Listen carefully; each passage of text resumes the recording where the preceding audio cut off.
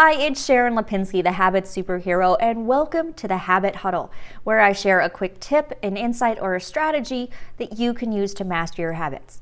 Because the only thing that is standing between you and the life you want are the good habits you want but don't have, and the bad habits you have but don't want.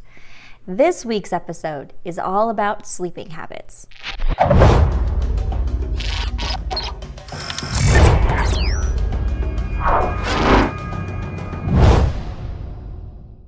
So the CDC estimates that 70% of Americans aren't getting enough sleep. Are you one of those? Do you have trouble falling asleep at the beginning of the night? If you wake up in the middle of the night, do you lay there staring at your ceiling or looking at the alarm clock, fretting about how little sleep you're going to get? Do you stay up too late and wake up too early? And I know there's probably a few parents who are watching this and you're doing that because it's the only time that you have any peace and quiet. Well, whatever the reason you're not getting enough sleep, it's actually very important to you. Here's a quick look at some of the things that are happening in your body while you're sleeping. So while you're sleeping, you're making memories. All of these things that happen to you during the day, it's stored in short-term memory. And when you go to sleep, the brain decides, what do we need to keep? What do we need to remember here? What are the lessons learned? And then it moves it into long-term storage. So if you're not getting enough sleep, you're not making as many memories. Your learning is impaired.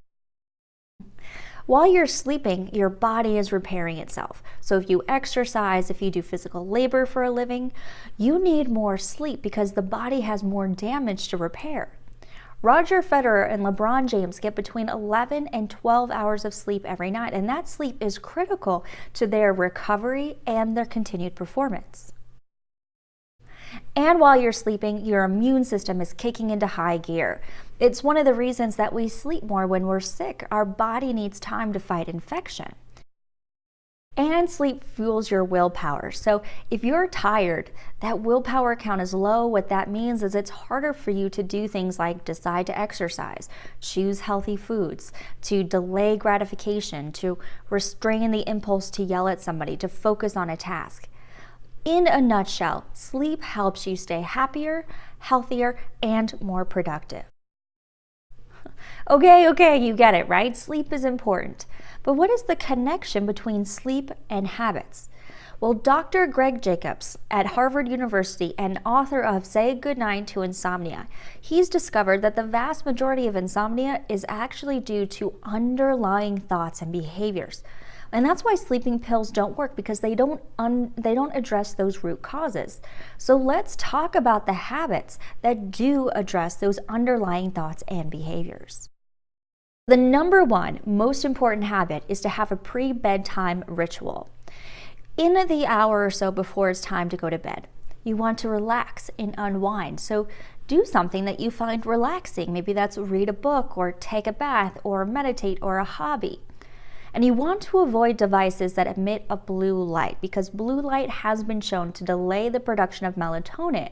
And melatonin is the hormone the body produces to let you know it's time to go to sleep. You want to write anything down that's on your mind. Your mind needs to know it's okay to relax, because it can pick up tomorrow morning right where it left off. Nothing is going to fall through the cracks.